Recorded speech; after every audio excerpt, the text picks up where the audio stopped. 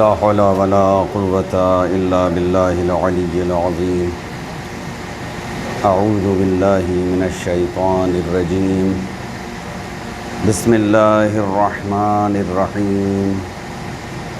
الحمد لله الذي لا يبلغ مدحته القائلون ولا يحصي نعماءه العادون ولا يؤدي حقه المجتهدون الذي ليس لصفته حد محدود ولا نعت موجود ولا أجل ممدود ولا وقت معدود.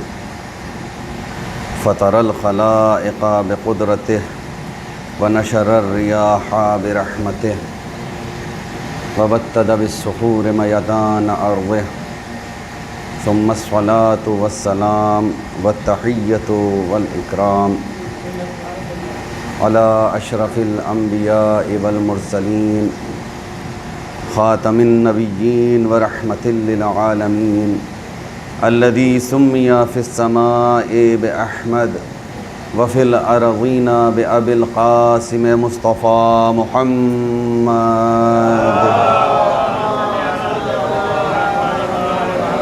وعلى آله الطيبين الطاهرين المعصومين المظلومين الهداة المهديين الذين أذهب الله عنهم الرجس وطهرهم تطهيرا.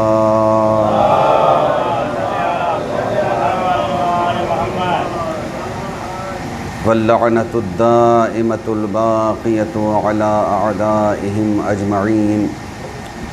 رب اشرح لي صدري ويسر لي أمري واحلل عقدة من لساني يفقهوا قولي. أما بعد فقد قال الله الحكيم في كتابه الكريم قوله الحق وهو أصدق القائلين. بسم الله الرحمن الرحيم. إن شر الدواب عند الله الصم البكم الذين لا يعقلون. صلوات بھیجے محمد والے.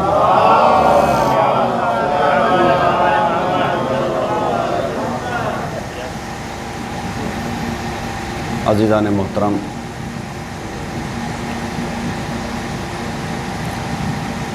ارباب اعزا،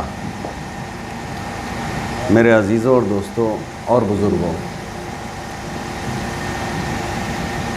آپ سب جانتے ہیں کہ آج کا دن وہ دن ہے کہ جس دن اہل بیت حرم منازل کچھ طے کر رہے ہیں. قبل اس کے کہ ان منازل کو میں طے کروں اور اس بیان پر آؤں، وہ آئے وافی ہدایہ جو میں نے آپ کے سامنے جس کی تلاوت کا شرف مجھے حاصل ہوا. پروردگار عالم اس آئے وافی ہدایہ میں ارشاد فرما رہا ہے کہ ان شر الدواب عند اللہ، ان یقیناً بالتحقیق شر، سب سے بری چیز کو کہا جاتا ہے شر. شر الدواب مضاف مضاف الیہ، بدترین چلنے والوں میں عند اللہ، پروردگار کے نزدیک. یقین جان لو کہ چلنے والوں میں سب سے بدترین پروردگار کے نزدیک جو چیز ہے الصم البکم الذین، وہ اندھے اور بہرے اور گونگے، لا یعقلون، کہ جو تعقل نہیں کرتے، سوچتے نہیں ہیں، سمجھتے نہیں ہیں. عزیزو، عقل کا اتنا بڑا مقام ہے کہ اگر یہ نہ ہو تو انسان بیکار ہے. میں نے عرض کیا آپ کے سامنے کہ جب جناب آدم کو خلق کیا پروردگار نے، لما خلق اللہ آدم حبط الیہ جبرائیل کہ جب پروردگار عالم نے جناب آدم کو خلق کیا تو حبط الیہ جبرائیل، تو جبرائیل ان پر نازل ہوئے اور عرض کیا اے نبی اللہ، پروردگار نے آپ کے لیے ایک چیز بھیجی ہے، بھیجی 3 چیزیں ہیں لیکن ان میں سے ایک چیز کا انتخاب آپ کو کرنا ہے۔ الدرس حرف والتکرار الف۔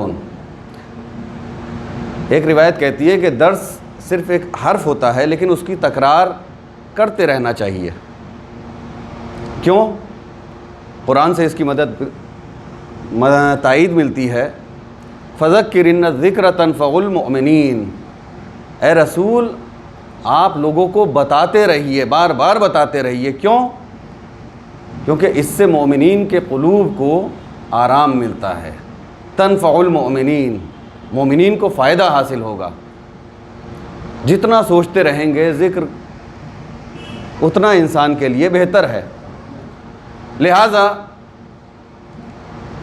آج آواز اس بات کی اجازت نہیں دے رہی تھی کہ میں یہاں پر آؤں، لیکن پروردگار کا لاکھ لاکھ لطف و کرم ہے کہ بول پا رہا ہوں۔ ایک صلوات بھیج دیں محمد و آل محمد پر۔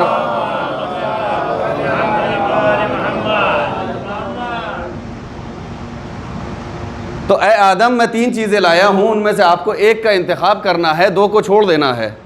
پوچھتے ہیں جناب آدم کہ اے جبرائیل یہ بتاؤ کہ وہ 3 چیزیں کون سی ہیں؟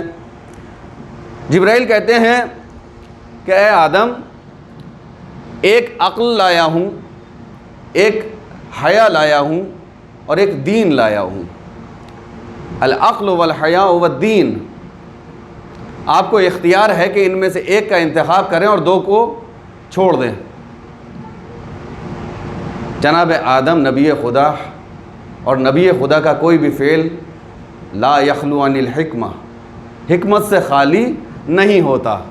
جناب آدم آگے بڑھے اور عقل کا انتخاب کر کے سائیڈ ہو گئے۔ جناب جبرائیل نے وہ جو 2 چیزیں اور بچی تھیں ان سے کہا کہ انصرفا، تم لوگ واپس جاؤ، آدم نے عقل کا انتخاب کر لیا ہے۔ اب جب عقل کا انتخاب ہو گیا ہے، دونوں چیزوں کو چلے جانا چاہیے تھا لیکن دونوں جا نہیں رہی ہیں۔ جبرائیل کہتے ہیں کہ ارے تم دونوں جا کیوں نہیں رہے ہو؟ کہتی ہیں دونوں کہ اے جبرائیل، پروردگار نے ہمیں حکم دیا ہے کہ جہاں جہاں عقل رہے گی اس کے ساتھ ہم دونوں بھی شریک رہیں۔ کیوں؟ اس لیے کہ لمن لا عقل لہو لا دین لہو، لمن لا عقل لہو لا حیاء لہو۔ صلوات بھیج دیں محمد و آل محمد پر۔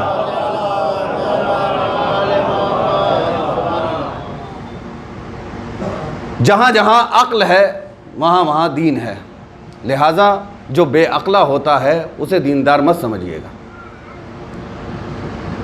جہاں عقل نہیں وہاں دین بھی نہیں، جہاں عقل وہاں دین،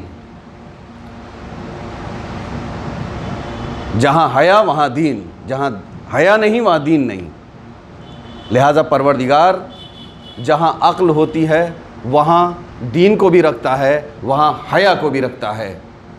اور اس عقل کی حفاظت کی اتنی سختی سے ہمیں تاکید کی گئی ہے کہ دیکھو اس عقل کی حفاظت کرنا۔ اور جگہ جگہ پر متواتر احادیث موجود ہیں، اور ہمارا احادیث کا باب، سب سے پہلا باب، صاحب فہم افراد یہاں موجود ہیں، سب سے پہلا باب جو شروع ہوتا ہے وہ شروع ہوتا ہی باب العقل سے ہے۔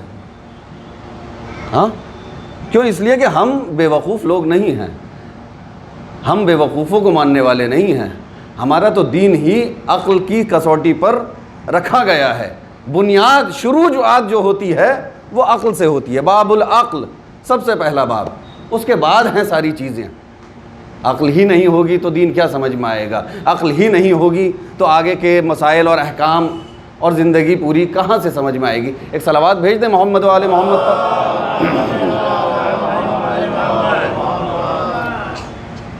اس عقل کی حفاظت انسان کو کرنی ہے، اور میں نے آپ کے سامنے عرض کیا تھا کہ کچھ چیزیں ایسی ہیں کہ جن سے انسان کو اس عقل کی حفاظت کرنی ہے کہ ينبغي للعاقل ان يحترس عقل اور عقلمند انسان کے لیے بہتر ہے کہ وہ کچھ چیزوں سے پرہیز کرے اور وہ اختیار نہ کرے۔ ایاں طرح کچھ چیزیں ایسی ہیں کہ جن سے انسان کو پرہیز کرنا چاہیے، رکنا چاہیے، بچنا چاہیے۔ حدیث میں ہے کہ ینبغی للعاقل ان یحترس من سکرۃ القوہ، من سکرۃ المدح، من سکرۃ الشباب، من سکرۃ العلم۔ 5 نشے ایسے ہیں کہ جن سے انسان کو پرہیز کرنا چاہیے۔ سب سے پہلا نشہ جس میں حدیث میں بیان کیا گیا وہ ہے قدرت کا نشہ، طاقت کا نشہ۔ دوسرا نشہ تعریف کا نشہ۔ تیسرا نشہ علم کا نشہ۔ انسان کو طاقت ہوتی ہے، قوت ہوتی ہے، ایک الگ سا احساس ہوتا ہے اس میں کہ مجھ میں اب قوت آ گئی ہے، طاقت آ گئی ہے، لیکن اگر اس طاقت کا صحیح استعمال نہ ہو تو یہ قدرت عقل پر غالب آ جاتی ہے اور عقل کام کرنا بند کر دیتی ہے، جس کی وجہ سے یہ طاقتور انسان جو ہے وہ ظلم کرنے کا عادی ہو جاتا ہے، اور جہاں ظلم کرتا ہے وہاں شجاعت دور ہو جاتی ہے، ظالم قرار پاتا ہے، اور جہاں ظالم ہو جاتا ہے ظالم انسان اسی وقت ہوتا ہے جہاں عقل کا ساتھ چھوڑ دیتا ہے، اور جہاں عقل ساتھ میں رہتی ہے وہیں بہادر انسان شجاع کہلاتا ہے، اور جہاں عقل ساتھ نہیں رہتی وہاں کتنا بھی طاقتور انسان ہو وہ شجاع نہیں بلکہ ظالم کہلاتا ہے۔ طاقت کا نشہ، قدرت کا نشہ، پاور کا نشہ۔ کبھی کبھی نشہ علم کا بھی ہو جاتا ہے، تھوڑا سا علم آ گیا، بہت بڑے سمجھنے لگے، امامہ آ گیا، ابا قبا آ گئی، ہوتا ہے معاشرے میں۔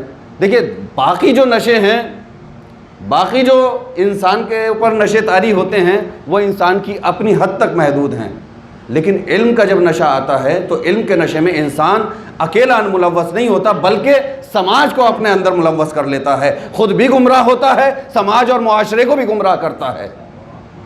لہذا علم کے نشے سے انسان کو بہت زیادہ پرہیز کرنا چاہیے۔ ایک صلوات کا سہارا دیں۔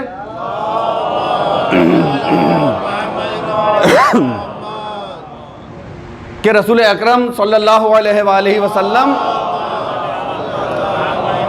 ابتدائے اسلام کا دور ہے، نعرہ بلند کر رہے ہیں لا الہ الا اللہ تفلحو، کہو کہ کوئی بھی خدا نہیں ہے سوائے ذات احدیت کے اور فلاح پا جاؤ، یہ نعرہ بلند کر رہے ہیں۔ لوگ جوق در جوق اسلام کے دائرے میں آ رہے ہیں، مسلمان ہو رہے ہیں۔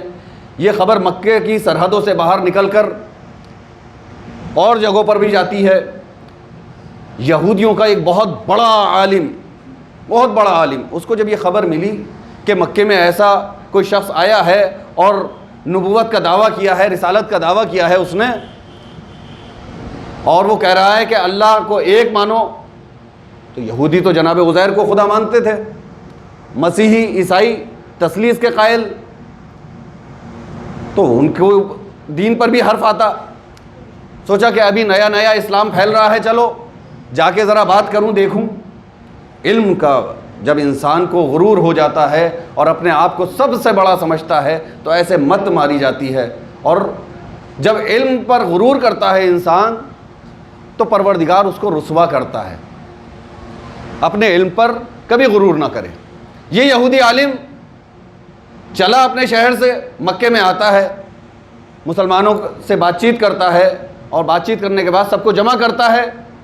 سب کو اکٹھا جب کر لیا تو اب کہتا ہے کہ دیکھو، تم کہتے ہو کہ تم مسلمان ہو، اللہ کے ماننے والے ہو، اللہ کو ایک مانتے ہو، اور کہتے ہو کہ وہ وجود رکھتا ہے، موجود ہے، حیات ہے، زندہ ہے، تو میرے 3 سوال ہیں تم سے، ان 3 سوالوں کا جواب دے دو تاکہ میں بھی قانع ہو جاؤں۔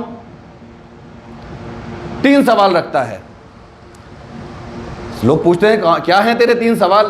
کہتا ہے میرا پہلا سوال کہ تم یہ کہتے ہو کہ اللہ کا وجود ہے، اللہ موجود ہے، تو مجھے یہ بتاؤ کہ اللہ اگر موجود ہے، اللہ اگر وجود رکھتا ہے تو کس سمت میں ہے،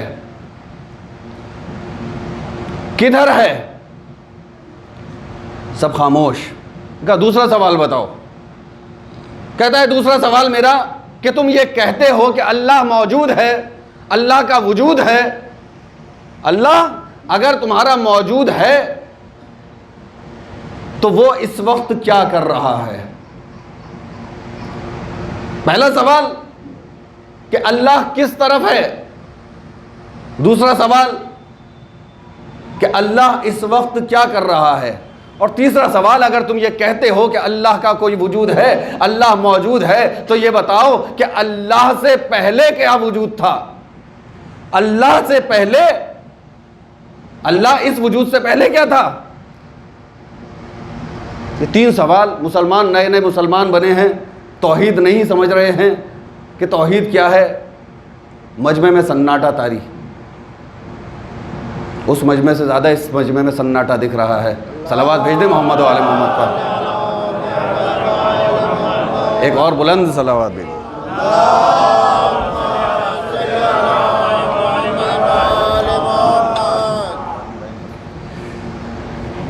سناٹا طاری, لوگ پریشان, نئے نئے مسلمان ہوئے ہیں کہ کریں تو کیا کریں, جواب کیا دیں.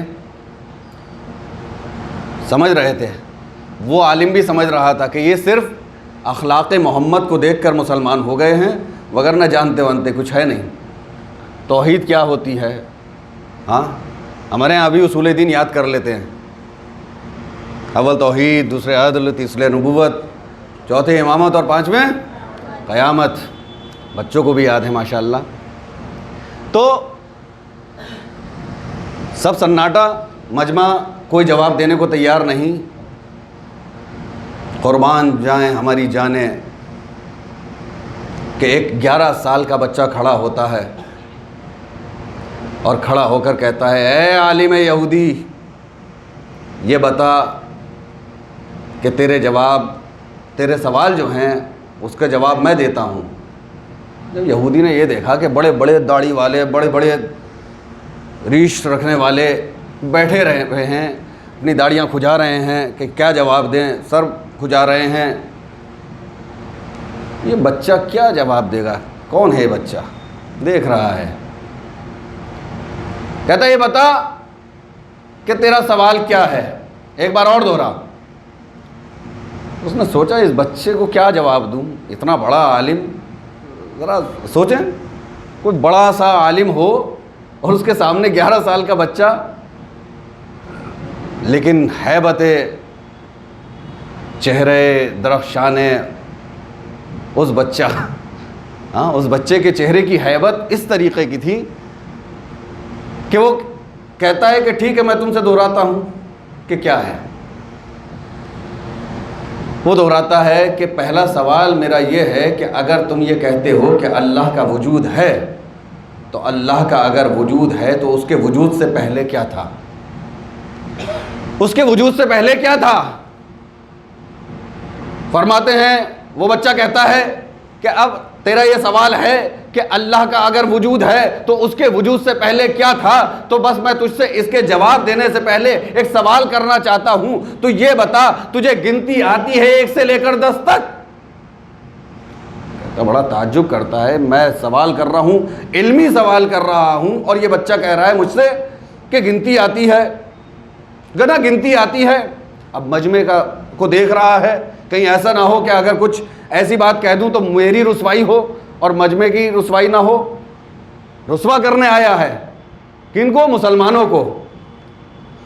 بچہ کہتا ہے کہ یہ بتا کہ 1 سے لے کر 10 تک گنتی آتی ہے کہ نہیں؟ کہتا آتی ہے. کہا سنا؟ کہتا 1 2 3 4 الی 10. 10 تک کہتا ہے.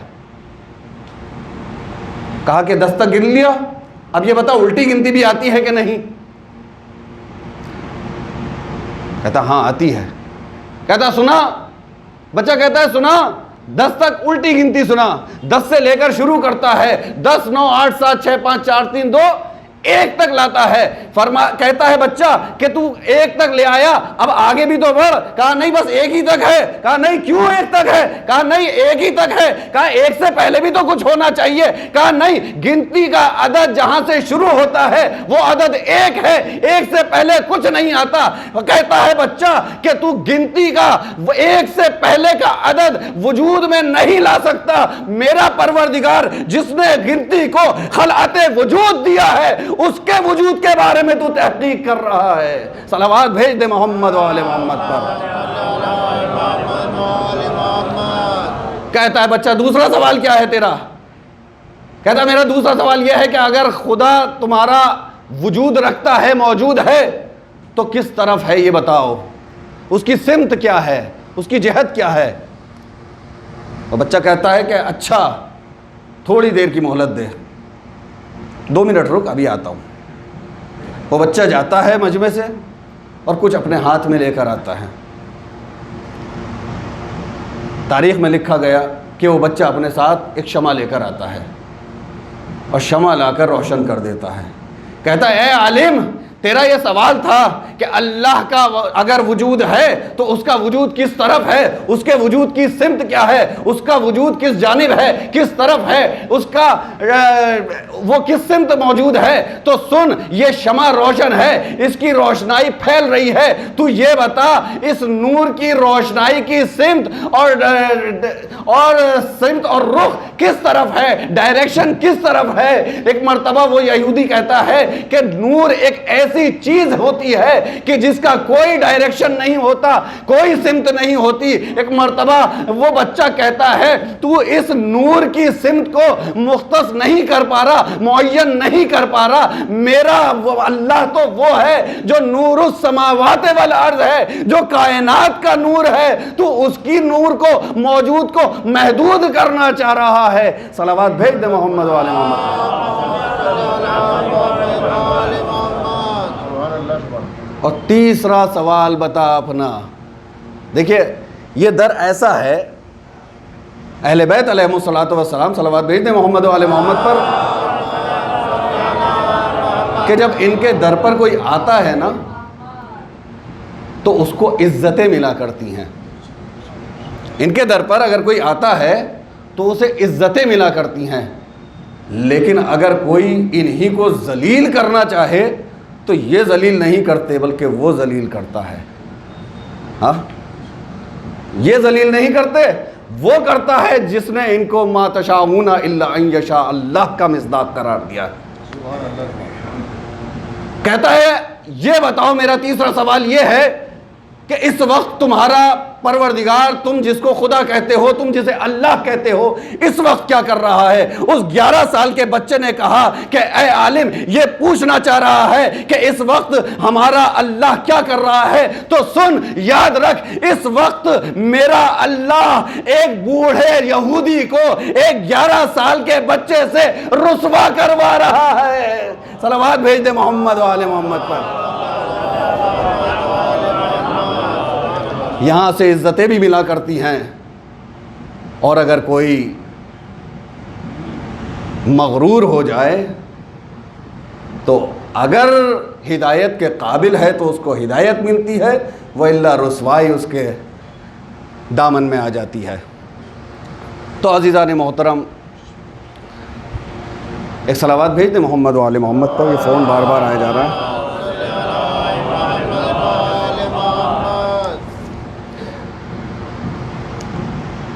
عقل کی حفاظت ہر انسان کی شرعی ذمہ داری ہے. اگر عقل نہ ہو تو دین نہ ہو, عقل نہ ہو تو حیا نہ ہو, عقل نہ ہو تو زندگی نہ ہو, عقل نہ ہو تو ہر گھر کا نظام درہم برہم ہو جائے, اور ہر گھر کا نہیں ہر معاشرے کا نظام درہم برہم ہو جائے. کیوں؟ اس لیے کہ جب عقل نہ ہوگی تو دین نہیں ہوگا, اور دین نہیں ہے تو پھر ایک لائحہ عمل جو انسان کے ہاتھ میں ہوتا ہے وہ درہم برہم ہے. بس عزادارو, اس دین کو, اس عقل کو جو دینے آئے تھے, انہوں نے اس عقل کی اور اس دین کی حفاظت کی.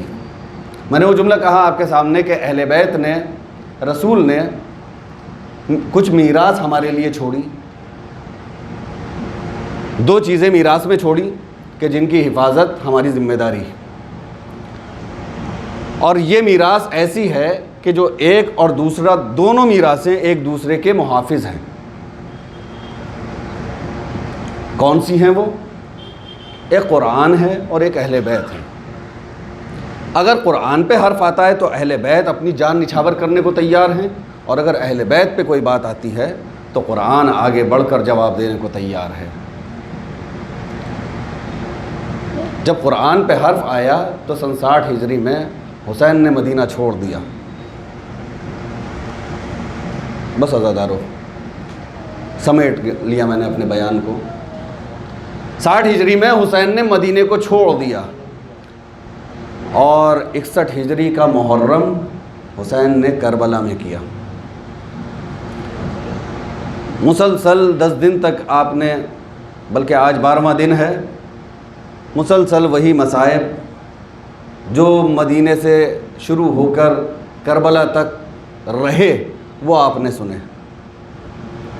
لیکن 10 محرم کے بعد سے جو مصائب ہوئے ہیں نا، ان پر ہمارا اور آپ کا چوتھا امام تا عمر روتا رہا۔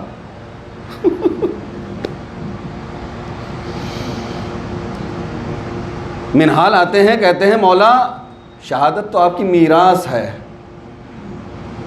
مولا کہتے ہیں کہ اے منہال، انصاف نہ کیا، شہادت بے شک ہماری میراث ہے، لیکن ماں بہنوں کا بے مکنا و چادر کوچے و بازار میں پھرانا بھی کیا ہماری میراث ہے؟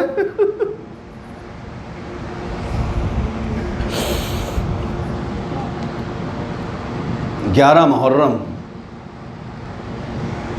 اسیری اہل حرم ہے، صبح کا وقت ہے۔ مقتل لکھتا ہے عزادارو کہ 11 محرم کو کہ جب حکم ہوا کہ سب کو اسیر کیا جائے، تمام بیویوں کو اسیر کیا گیا، اور اسیر کرنے کے بعد لے کر چلتے ہیں بیویوں کو، ناقوں پر بٹھایا جاتا ہے، لیکن ایسے ناقے کہ جب مدینے سے چلا تھا یہ قافلہ تو ہر بیوی ناقے پر تو بیٹھی تھی، لیکن ناقے پر محملیں تھیں۔ ناقے پر سوار کرنے والے علی اکبر اور عباس تھے۔ مقتل کا جملہ ہے کہ جب زینب کو سوار کرنا چاہا ہے تو ایک مرتبہ دائیں دیکھا، ایک مرتبہ بائیں دیکھا، کوئی سوار کرنے والا نہیں۔ اے عباس، اے علی اکبر، میں کہاں ہو؟ آج زینب ناقے پر سوار ہونا چاہتی ہے۔ اے میرے جوانوں، آ جاؤ ذرا زینب کو اونٹ پر سوار کرو، لیکن کوئی سوار کرنے والا نہیں۔ سید سجاد ہیں تو ہاتھوں میں بیڑیاں، پیروں میں بیڑیاں ہیں، ہاتھوں میں زنجیریں ہیں، گلے میں توق ہے۔ ہاں عزادارو، زینب سوار ہونا چاہتی ہیں، کوئی سوار نہیں کرتا، خود سوار ہوتی ہیں، اونٹ پر بیٹھ جاتی ہیں۔ ذرا سا قافلہ آگے بڑھتا ہے، مقتل لکھتا ہے کہ زینب ایک مقام پر جب پہنچی ہیں تو کیا دیکھتی ہیں؟ وہ منظر دیکھتی ہیں کہ کسی بہن کو یہ منظر اللہ نہ دکھائے۔ ایک مرتبہ زینب دیکھتی ہیں، خود کو اونٹ سے گرا دیتی ہیں، قریب آتی ہیں، یا رسول اللہ صلی علیک ملیک السماء وہذا حسین مرمل بالدماء مقطع الاعضاء۔ یا رسول اللہ، آپ کے جنازے پر ملائکہ نے نماز پڑھی، لیکن آپ کا نواسہ حسین مقطع الاعضاء ایسا پڑا ہے جس کو کوئی کفن نہیں دیتا، جس کو کوئی دفن نہیں کرتا۔ ہاں عزادارو، اس طریقے سے دوبارہ زینب کو سوار کیا۔ روایت میں ملتا ہے کہ جب یہ قافلہ، لٹا ہوا قافلہ کوفے پہنچا ہے، جب کوفے پہنچا تو ایک مرتبہ حبیب کا بیٹا کیا دیکھتا ہے کہ کچھ سر ہیں جو نیزوں پر بلند ہیں۔ ہیں، نیزوں پر بلند ہیں۔ ایک مرتبہ انہی سروں کو دیکھتے ہوئے اچانک حبیب کے بیٹے کی نظر اپنے باپ کے سر پر پڑ گئی۔ ایک مرتبہ آگے بڑھتا ہے، کہتا ہے ارے یہ ایک جوان بیٹے پر شاق ہے کہ اس کے باپ کا سر نیزے پر ہو، ارے یہ سر مجھے دے دو۔ لیکن وہ لوگ سپاہی منع کر دیتے ہیں کہ نہیں، ان سروں کو ہمیں شام لے کر جانا ہے، ہمیں انعام و اکرام ملے گا، سروں کی گنتی ہوگی، لہذا ہم نہیں دے سکتے۔ مقتل لکھتا ہے کہ حبیب کا بیٹا واپس آ جاتا ہے، اپنے دوستوں کو جمع کرتا ہے، قبیلے والوں کو جمع کرتا ہے، بات چیت کرتا ہے، کچھ لوگوں کو جمع کر کے ننگی تلواریں لے کر وہ لوگ آتے ہیں، کسی نہ کسی صورت سے حبیب کا سر حاصل کر لیتے ہیں، اور جب لے لیتا ہے حبیب کا بیٹا سر تو اپنی گود میں رکھتا ہے، کہتا ہے کہ اے بابا جان، ارے مجھ پر یہ بہت بڑی مصیبت تھی کہ آپ کا سر نوکے نیزہ پر ہو اور میں دیکھتا رہوں۔ میں کہوں گا حبیب کے بیٹے ارے ذرا آہستہ بول، ارے ان قیدیوں میں ایک جوان بیٹا ایسا بھی ہے جو چاہتا تو ہے کہ اپنے باپ کا انتقام لے، لیکن کیا کرے، پیروں میں بیڑیاں، ہاتھوں میں زنجیر، گلے میں خار دھار توق۔ ہائے وہ بیٹا کیا کرے کہ جو مشیت الہی کا پابند ہو۔ وَسَيَعْلَمُ الَّذِينَ ظَلَمُوا أَيَّ مُنقَلَبٍ يَنقَلِبُونَ أَلَا لَعْنَةُ اللَّهِ عَلَى الْقَوْمِ الظَّالِمِينَ رَبَّنَا تَقَبَّلْ مِنَّا إِنَّكَ أَنْتَ السَّمِيعُ الْعَلِيمُ وَتُبْ عَلَيْنَا إِنَّكَ أَنْتَ التَّوَّابُ الرَّحِيمُ۔ پالنے والے ہماری اس قلیل سی عزاداری کو قبول فرما، پالنے والے اس عزاداری کے صدقے میں ہم سب کے گناہوں کو بخش دے، ہمارے مرحومین کے گناہوں کو بخش دے، جنہیں بخش دیا ہے ان کے درجات عالی فرما۔ پالنے والے ہمیں توفیق عنایت فرما کہ ہم اپنے امام کے سامنے سرخ روح ہو سکیں، ہمیں توفیق عنایت فرما کہ امام کے آوان و انصار میں شامل ہو جائیں، ہمارے امام کے ظہور میں تعجیل فرما۔ وآخر دعوانا ان الحمد للہ رب العالمین۔